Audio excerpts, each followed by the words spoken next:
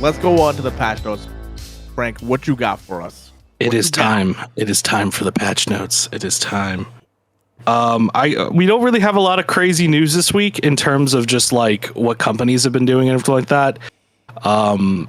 It has actually been kind of a really sparse week for news, but there was one big thing that happened this week, and that is our first article this week. And our first article comes from Windows Central's Brendan Lowry.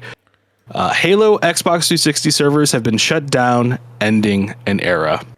So it is truly an end of an era, guys.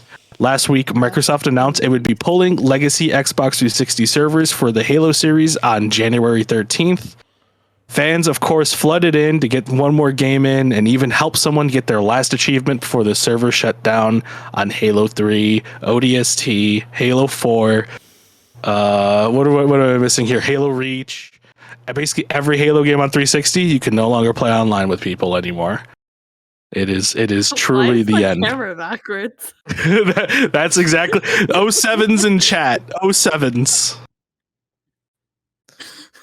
For it's Halo. about time. No, I'm just kidding. That's it. I mean, it was bound to happen at some point, right? It's worth mentioning you can still play these games in the Master Chief Collection, but they're not the same.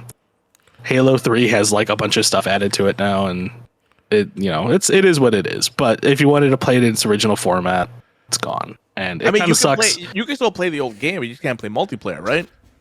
You can still do LANs and stuff like that. Yeah, but like the whole Halo 3, I think is one of those games that like started off being the couch co-op game, but like it's definitely one of those games that was just like, this is the online multiplayer game.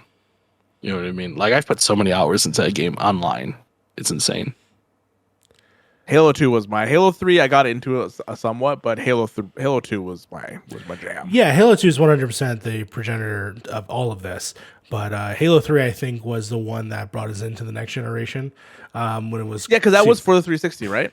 That was for the 360. 360 then became more eligible for people to like record clips and stuff like that for future references and stuff like that. So I remember back in the day watching all these MLG players do awesome clips or, crazy weird stuff. Or this is also the beginning of like customizing with Forge and things like that. Like those communities grew up from this, all the wacky races, the recreations of old levels, all that came together. Griffball created originally in this game mode as well within Forge. So a lot of stuff pre-generated into Halo, or was also in Halo 3 that made it so special, as well as my favorite game in the series so far still.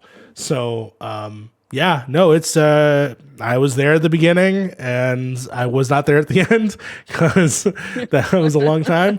But I don't think you have a 360 ready up and running, do you? No, well, I have the Series X. I could have just jumped straight up. You could have jumped in. Yeah, but it's fine because I've moved on. I've put down that torch is stake in the ground. Laid it to rest. I mean, like I said, you can still play Halo 3 technically through Master Chief Collection, but that Halo 3 is kind of like just weird. It looks like you're double dabbing. Double dabbing. Dab. So yeah, salute to. And I watched the documentary actually for the Xbox. It was something I didn't talk about because it's been so long. But I did watch the documentary on the Xbox creation, and such a big up to Halo 3 was in there as well. So yeah, it's part of the history. It's part of the reason why people love an Xbox to this day. And strong from 2007, man. Since 2007. I mean, it was the reason why I got an Xbox from the get-go was Halo. Like it was that was the main game. And then everything kind of snowballed after that. Then when we went to we went to Call of Duty that way as well, because like 360 was Call of Duty, like the 360 and Call of Duty was like synonymous with each other. Modern Warfare 2. Like you really never saw people playing on PlayStation. You always saw people playing on 360, and then for the most part, I guess and then it kind of switched over in later generations, but yeah. And then they got some JRPGs and stuff like that, but so like Halo is a huge thing, which I can see why that's a big milestone for a lot of people when it comes to their servers and stuff. But again, you can play these all on Master Chief Collection, but like Yeah, you Frank can said, still play there's these. new stuff Yeah. that they've added to that game. Yeah, Yeah. I mean, the only thing It's they've not added vanilla, was new but- skins. Yeah, it's not the vanilla version of it, but it's got new skins. It's got new looks to it. But other than that, it's pretty much very much how you remember it. Yeah, well, honestly, that's the biggest piece of news that's happened this week. Everything else is kind of just tidbits, guys. Well, we A lot went of through speculation. Yeah. we got a couple. I want to talk before we get to the tidbits because we got to at least pad a little bit more of this part out. Yeah. I want to go over a couple of things. There's two things because I recorded my new show, like my little write up stuff that I do every week, and I finished it. That's coming out tomorrow about PSVR 2 that got announced. Oh yeah, I mean, Right? I think that was That is before the something end of that the week. happened. It was, but it still Yeah. happened. Which is, I think, I want this to be something big, but I don't think I think we're gonna go in the same route that we've always went with PlayStation VR. Oh no, 100%. Sony. I said this on Twitter as soon as they announced it. It could be the Bugatti of fucking VR headsets, but if Sony doesn't realize why the PSVR 1, why people really didn't like the PSVR 1 was because they just didn't support it. I mean, PSVR 1, it was good software. It worked. It worked really well, surprisingly. I mean, other than having a box tethered to it and then having problems with that box, obviously Sony, but it seems like they're already fixing this issue with the VR2. Yeah, it's just one wire now that goes into your PS5. Yeah, which makes sense because if you look at the front of the PS5, there's a USB-C port there. It's got to be used for something, right? Yeah. I mean, as long they got to support it. They have to. They got to stop this mentality of, hey, let's throw out really good hardware, but like leave the support part to other people. Because if a company had to say, hey, unless I'm getting paid by Sony, why would I even take a chance to make a VR title specifically for a Sony headset? You know what I mean? I got to learn their architecture. I got to learn their control scheme. Got to put it on their dev kit. You know what I mean? It's like, why do all that work when you're not with diminishing returns, with possible diminishing returns, right? Yeah. That's why Valve, when they did Half-Life Alyx, they launched it alongside a helmet, but they also made sure every VR headset possible is able to play that game. That can't be said for every VR headset for every game that's currently on the market. But Valve spent a lot of money in R&D doing that. Not every company is going to be able to do that. So Sony has to support this first party wise if they want it to succeed. And I exactly. And that's actually a good point because I think this is an opportunity for them to basically add to their catalog with game attached, like things that can be attached. Like for instance, they have that Horizon big thing that they're announced. Call of the Mountain. Call of the Mountain. But then you can imagine there'd be something for Spider-Man. You can imagine something there for whatever The Last of Us ends up being. Maybe there are connections with Capcom comes back and they have more VR support there. Bring VR support for Resident Evil 4. I hope so. I hope so, but we could have said that for PSVR 1. We could have said that for that too. We absolutely could. I just wonder if they just didn't have the resources for it back then and all the extra stuff, but I don't know. I mean, like the controller look. I like the controller look. They're finally upgrading from the wands, which is kind of nice. Yes. In terms of RE4 VR, I doubt that's going to happen on anything probably that isn't PC, just because of the exclusivity stuff with metaverse and shit like that. Sure. That was from what I know, and I could be wrong on this. It was built from the ground up to work on an Oculus Quest, not necessarily on PC VR.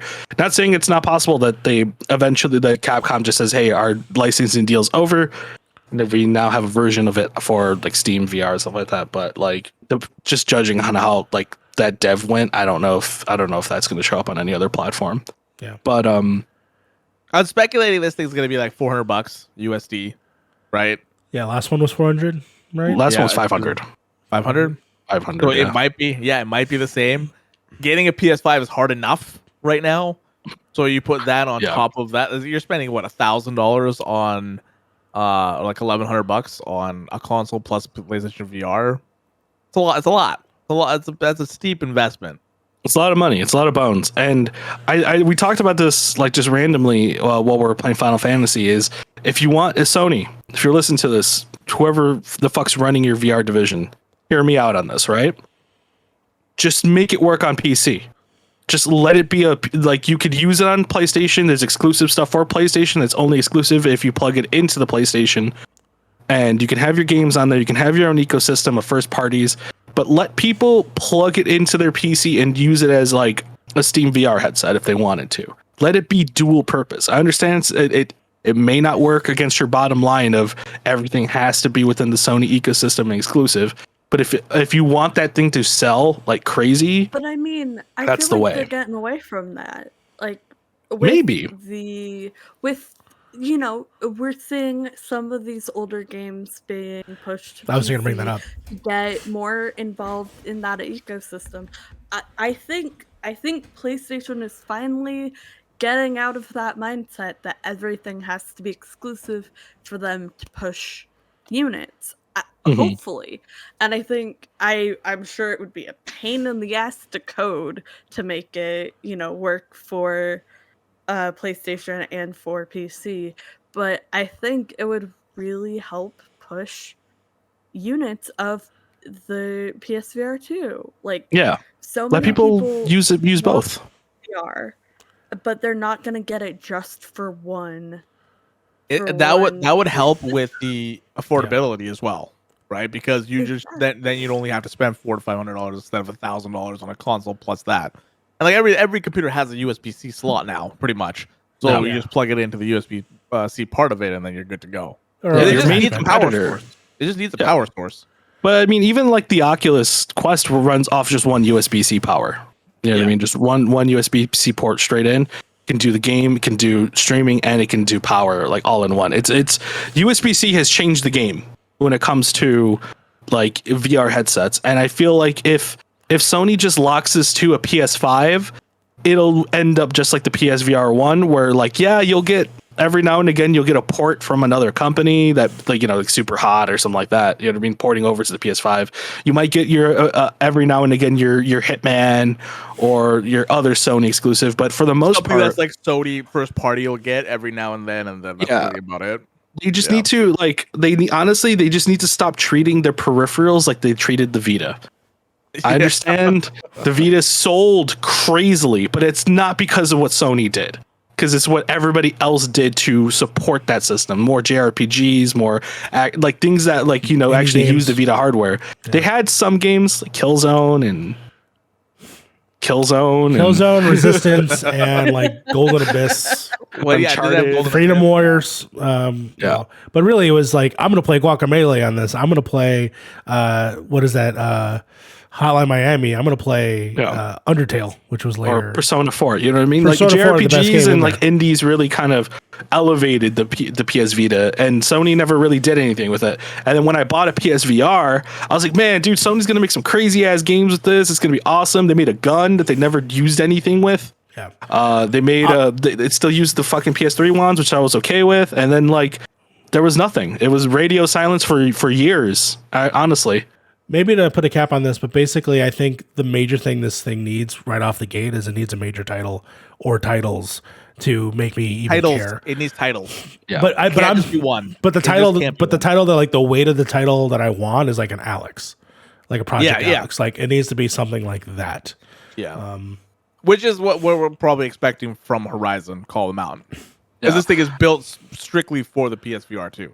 I'm hoping Horizon isn't just because from what I've seen in at least the trailers, it looks kind of like a roller coaster ride, but it seems like they're gonna make more stuff to do in there. So I hope it isn't just like stand in place and shoot things and have a boat move you around and stuff like that. Insomniac actually has some decent VR input that I'm hoping that they apply that to PlayStation. But like I made a reference to Spider-Man earlier, but I saw a video on TikTok that looked cool of this idea of like him swinging around different things and like going through like banisters, and it looked really cool. Was it him and this guy singing "Hero" at the same time? It was not that one. Video. It was not that TikTok. No, it was not that TikTok.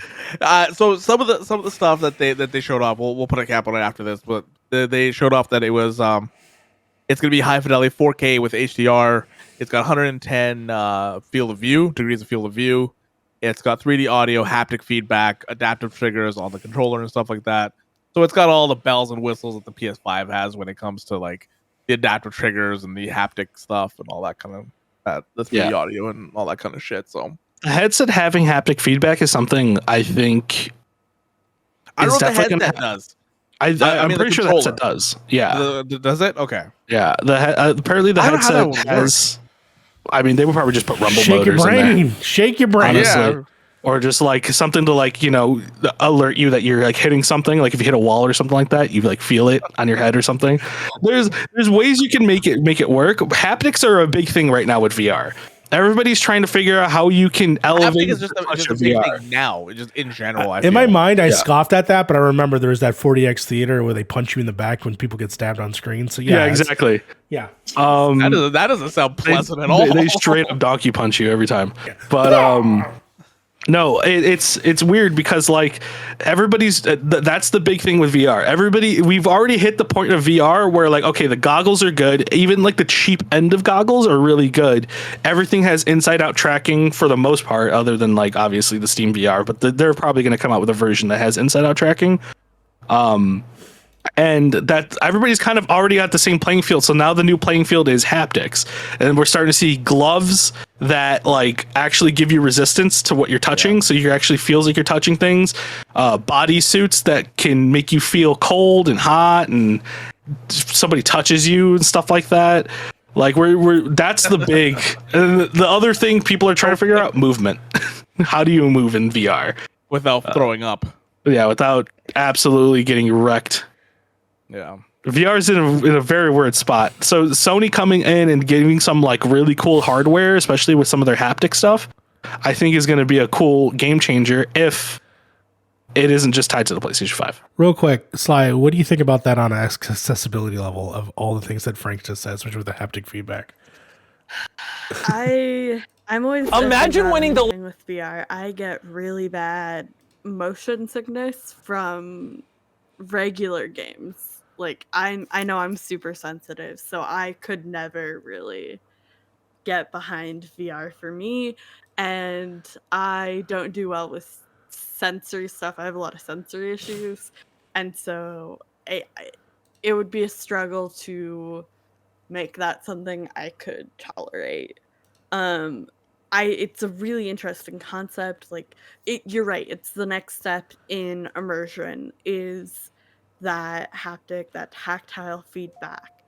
But there's so many problems that could pop up with that related to accessibility. So many different people have different reactions to different types of input that could be really negative or harmful. So it would definitely be a balancing act, I think. But it's a fascinating concept. It's really interesting, hardware that people are coming up with. It's just, I don't know, not for me. Yeah. Last thing on the PlayStation, the big thing on that, if I just remembered this right now, it's supposed to have built-in eye tracking. Yes. So it's supposed to be able to discern what you're looking at, and actually apparently enable you to open menus and do other things by just looking at things, and just like you could select it with your actual eyes. Apparently the technology has been around for a while, if I remember correctly. I watched a video on this like 2 weeks ago. I don't remember when they announced. This was like what, a week or two they announced it ago, right? When did they announce this? Technology has been used for accessibility for Yes. ages. Yeah. Like that software has been around forever.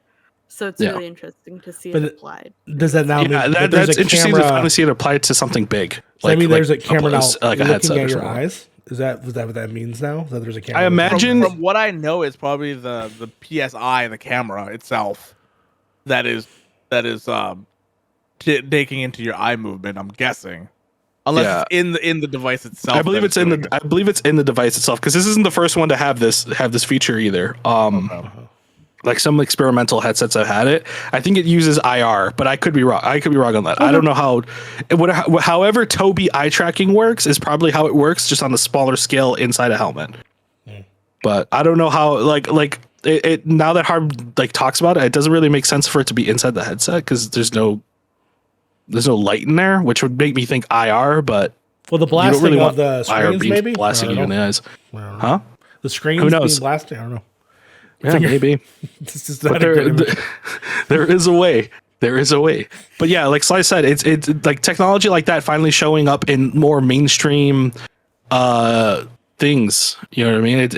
We're finally getting there to some of this technology. And I mean, CES has been crazy this month with some of the stuff they've shown I want off. that monitor. You see that monitor? It Which one, the Samsung one? It curves up like Yeah. this. Yeah. So for eye tracking, they use IR.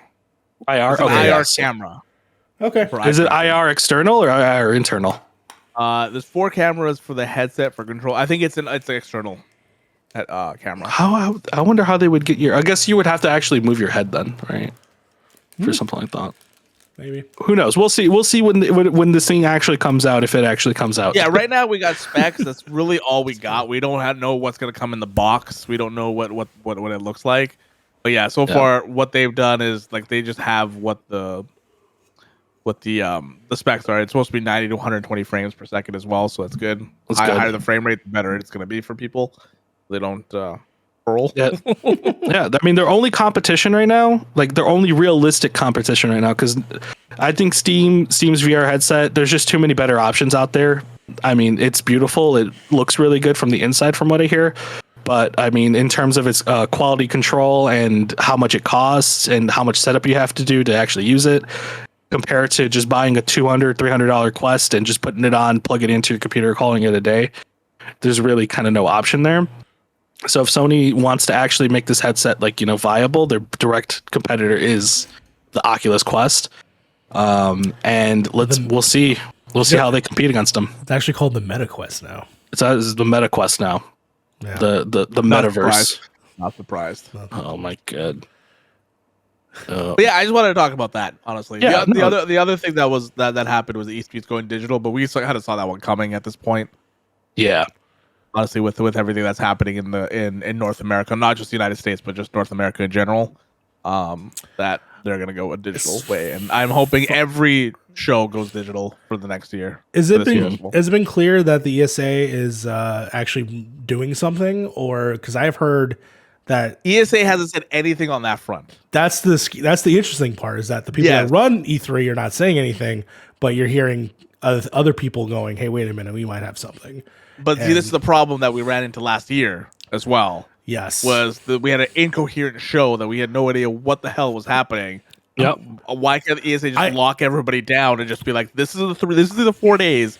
Fix your shit. Put it all in these 4 days." Well, we're gonna have a repeat of everybody doing their own thing again.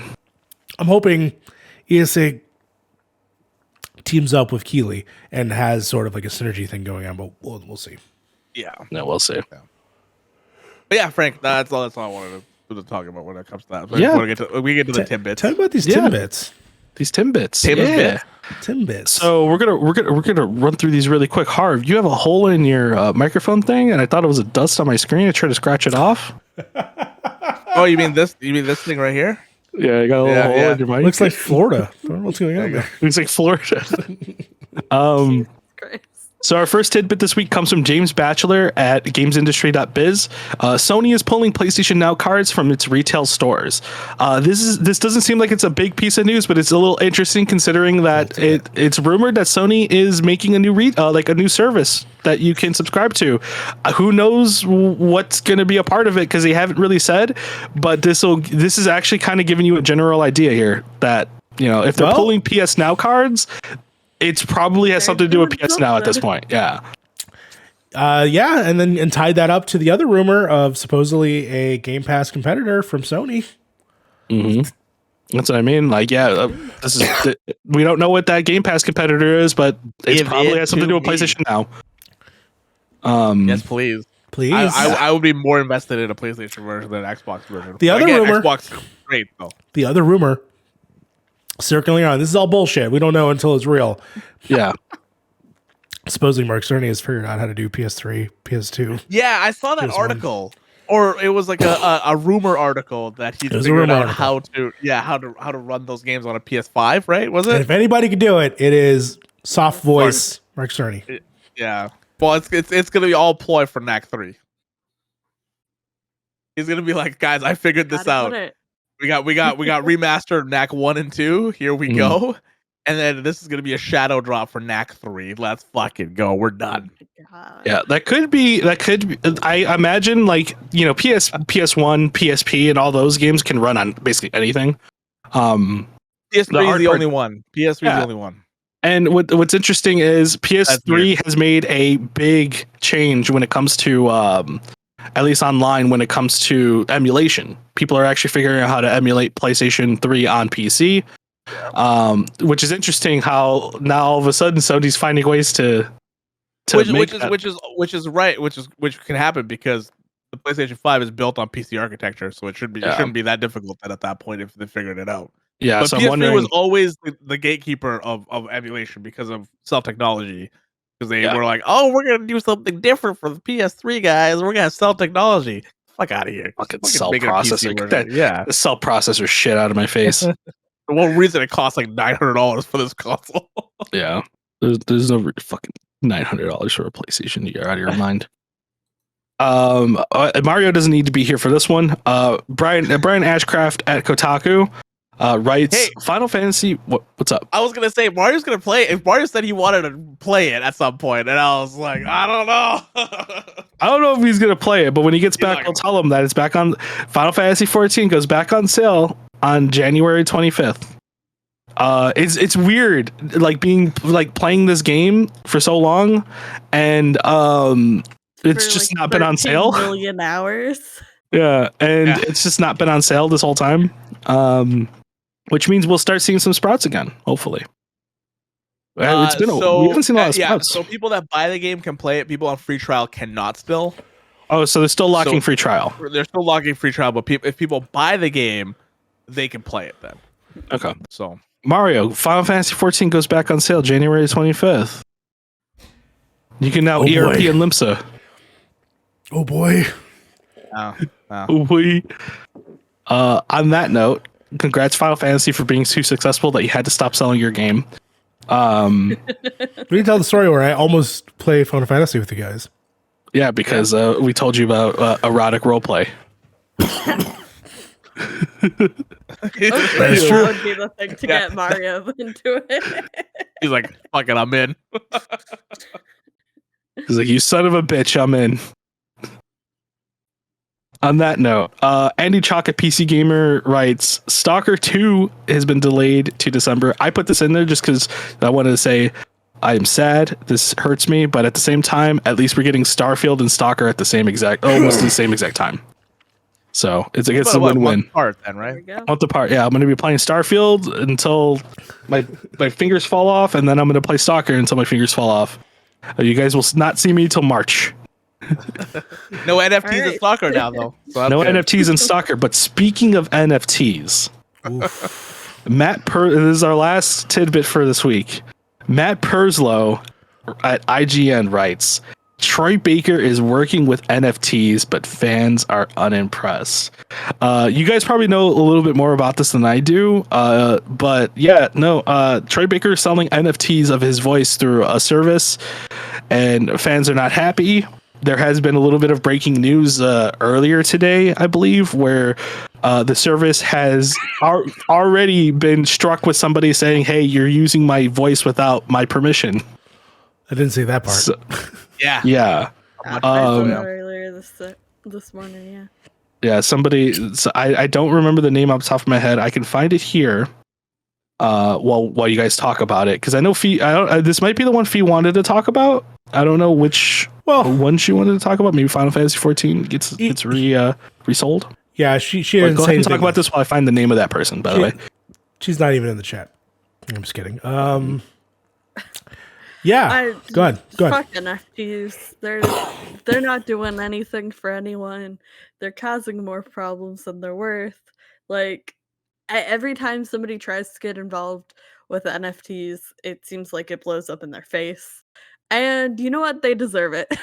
So I don't know what to tell you. Yeah, so I saw this this morning actually before I started working. And I saw the tweet from the Jason Schreier about talking about because he was talking smack about Troy Baker because they had that whole spat way back when, And then I saw this tweet with NFTs, and then I saw what Troy Baker put, and then I started reading the comments like, oh no, this is a bad look. I was more curious about what was going to happen after the fact, that when Troy Baker woke up and just saw all the backlash about this stuff, and then I started reading about the company, and it's just like I don't understand where, like, how this even came. Like, did he know this was happening, or was it like his agency brought it to him and be like, this is a cool opportunity? Because I feel like it was the latter. Yeah, I feel like it was the latter. It's weird because as somebody who watches him not so regularly, but he has a podcast with Lon Pierce, and he seems like someone who's like with it and like understands where the trends are and where he sees this. So for him to openly be public about this, and in his statement of which he announces this is sort of like you're either with it or you're not sort of like scenario, is kind of interesting to say the least. But yeah, no, I'm conflicted on this on several reasons. The main reason I'm conflicted on is I don't give a fuck about NFTs. So when I see a bunch of people just dogpiling on this guy for just clout is kind of annoying. That's been my main thing that I've been kind of annoyed by watching on Twitter. Man. But other than that, the idea of what is going on with this sort of version of IT, of like, it just doesn't make sense in terms of him being associated with it, unless he's just helping development of it, which I don't know how much he could contribute. I'm sure some things, but yeah, as I'm learning new things from you guys telling me about their voices on there that were authorized, like, yeah, this is a weird fucking thing to be a part of, and to put your name out there just so you get trudged up. And it's like, if you have not read the tea leaves of the last several times people have been shitted on, Ubisoft, Stalker, all this stuff, it's just sort of like, what are you doing? Especially, yeah, as of right now, there's just kind of like nobody wants this. Nobody wants this another transaction to invade their gaming space. Nobody wants, and for the people that are in the blockchain, good for you. I don't give a fuck until it becomes major commonplace. I just don't care. Unless I could sell my NFT to the local liquor store for a bottle of Hennessy, I can give a fuck less. If you want my Hennessy sticker, I mean, at some point, this NFT stuff is going to be mainstream. It's going to become something because this is the direction we're all going into. But obviously, the gaming space just isn't ready for it yet, or people just don't want it to be ready. Again, it's not great for the environment and all that kind of stuff too. Like, that's just one of the main concerns about NFTs as well. But also seeing him I guess he's not backing away from it. Not that I've seen. Honestly, this is. I'll be real with you guys. This doesn't really surprise me from Troy Baker. He seems like dude's a really cool guy. Dude's absolutely one of the most down to earth people out there in the thing. But like, just he's always been about elevating how much voice actors can really kind of put themselves out there, right? With the union stuff and everything like that. And it seems like in his mind, and I'm guessing here, because the only thing I can think of is there's no way you make a choice like this and think, hey, this is the best idea. Like, he's a smart dude. He's not an idiot. You know what I mean? But I feel like it's more on the lines of, hey, this is another avenue for voice actors to make money. You know what I mean? There's another avenue for voice actors to reclaim their one moneymaker, and that is their voice. You know what I mean? Because companies will use it as much as they want. You know what I mean? That's why the whole union thing's a thing now, and Troy Baker being a big proponent of that. NFTs now being, hey, I'm selling our actual voice to, make money for, people. It makes sense. It tracks. Is it the right thing to do? No. In theory, that's the problem. Like, that only works in theory, and the way it's being put practically is not achieving the goal or the results they say it will. Yeah. I'm just trying to think of what the fuck Troy Baker was thinking, because I like Troy Baker. I think Troy Baker, out of any of these voice actors, is one of the most down to earth people. He kind of knows what's up. He usually, like Mario said, he usually has a pulse to the market pretty damn well. I mean, everybody makes mistakes. Everybody makes dumb decisions. I agree with Mario. You shouldn't go flaming the fucking guy. I understand Twitter is a battleground of, hey, if you do one wrong thing, you're now vilified by everybody and you're the worst person in the world. And, you know, you can never make a wrong decision on the internet because everybody will hate you. You know, you can't be wrong 100%. But I'm willing to excuse this as like, you know what, dude tried something new, failed, crashed and burned. Don't flame the guy. Don't death threat him. Don't call him an asshole. Don't do any of that crazy shit that the internet loves to do when somebody makes a mistake. It's like, save that for the people that do real crimes. Yeah, do that for people who are actual like pieces of shit, like who like, you know, have the moral barometer of a fucking roulette wheel. But like Troy Baker's actually a cool guy. Don't go flaming him over it. I understand people hate NFTs. I hate NFTs too.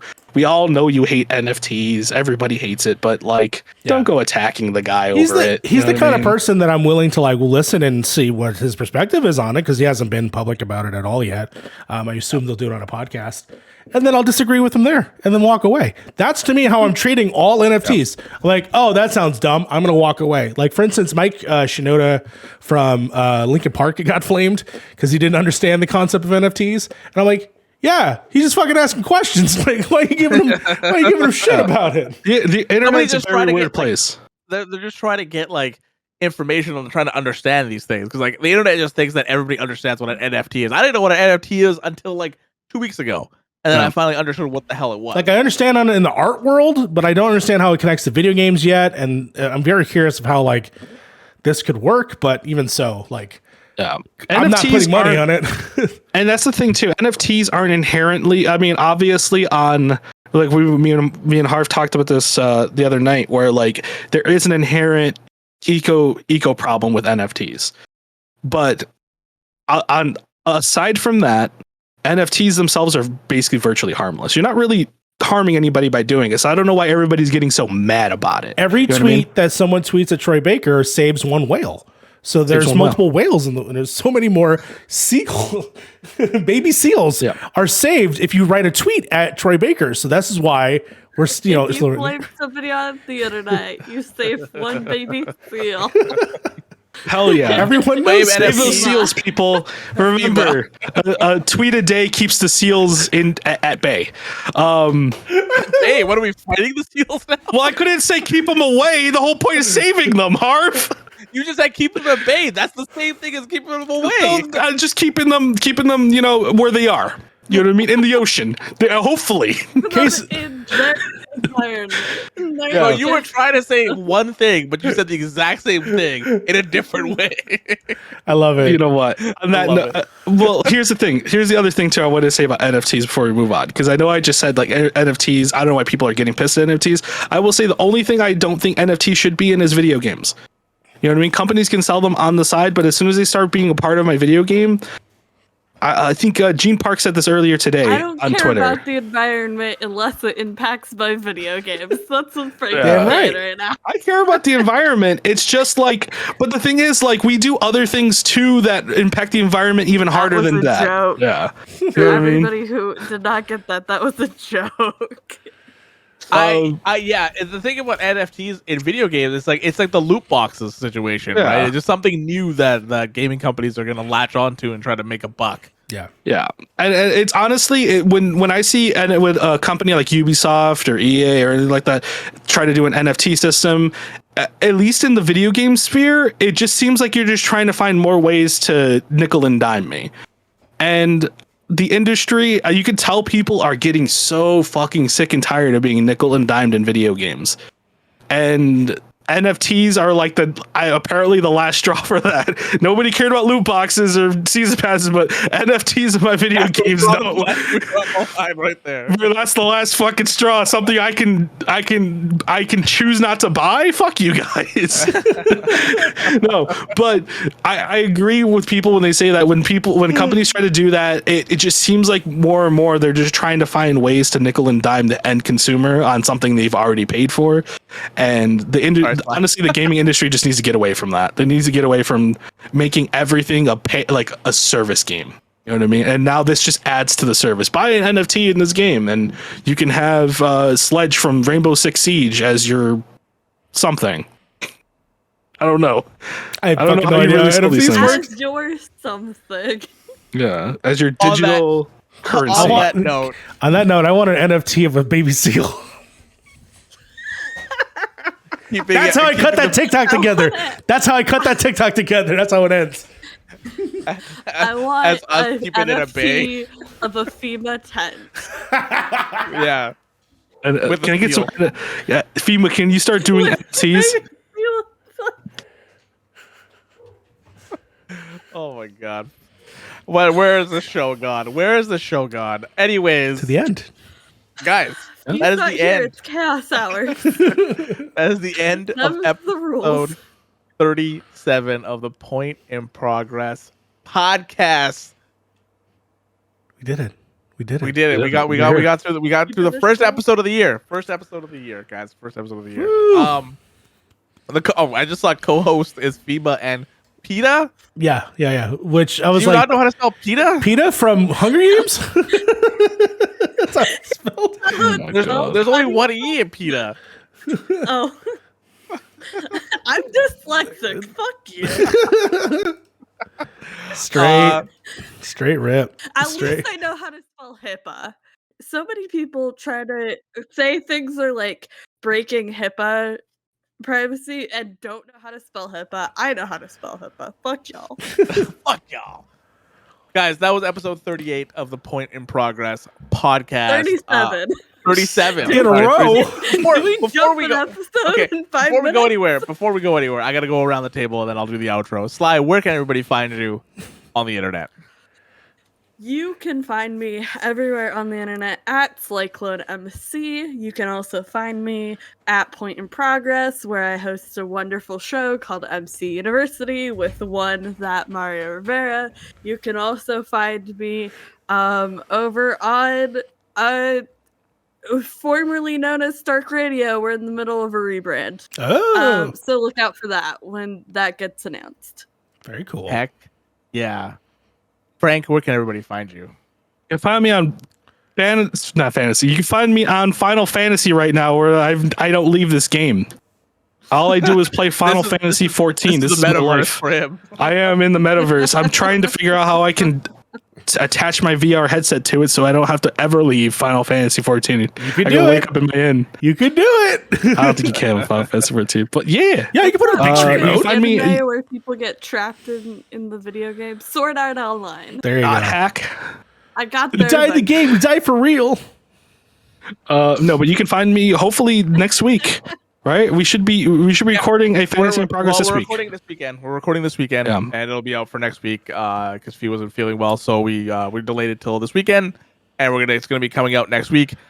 This is gonna be the spoiler cast for us in Point in Progress, and then the week after, I want to do a spoiler cast with a bunch of other people that we know in the community that I'm gonna try to get together for that day, and get about 4 or 5 of us and just do a podcast. First set of guests, huh? Just gush about Endwalker. Fancy. Oh. I'm gonna try to get 4 or 5 4 guests for that, so I can sit down and talk to them about Endwalker. So the people that we've been playing with, like Mako and stuff like that, and then also I want to get Gino on there because I know he went through Final Fantasy Endwalker as well. So I want to get a bunch of people together and just do a spoiler cast with them, just to see what their thoughts about the whole story was. Alrighty then. Yeah, you'll see us at Fantasy in Progress. You can find me at Twitter at Custrol1A, where I still talk shit about video games, but not very much because I'm playing Final Fantasy 14. Mario, how about you?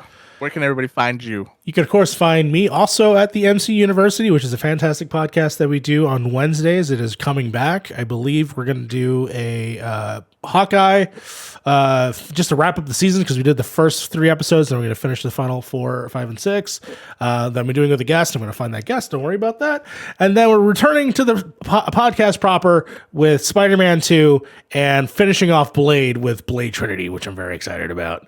So that's going to be a lot of fun. You can also find me, by the way. I'm doing a lot more Twitch stuff over there at that Mario Rivera. So, and watch me do over there. That's been fun.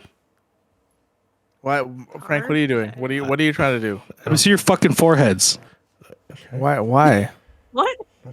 Are we doing a forehead measuring contest again? Yeah. This is Sound the good. furthest I can go up front. This is Let's see your forehead. Yeah.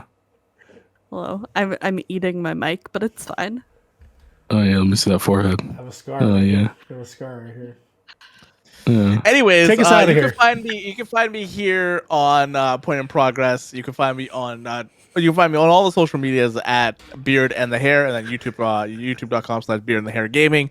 I got videos every week. For the foreseeable future, it's gonna be every week. I got videos coming out, so it's gonna be a lot of fun. I cannot wait till I get into that rhythm. That Content. It's all about content. But yeah, you can find me over there. Other than that, yeah, you can find me on Point in Progress or Point in Progress and Fantasy in Progress, which is going to be a weekly podcast that we talk about Final Fantasy 14. On that note, thank you guys so much for joining us for episode 37 of the Point in Progress podcast. Take a shot for every time Harv said episode 37 this episode. All right. I mean, apparently I'm getting it wrong every time, so not many shots are being done. Your one-stop shop for news, recommendations, and spicy takes. Join 4 friends tonight across 2 different time zones and 2 different countries as we discuss all things we love and still think critically about them. See, that's hosting on the fly. There you That's go. hosting on the fly. But guys, thank you guys so much. Until next week, progress has been made. Shout out to Fee. 37 dicks Shout out in a to row.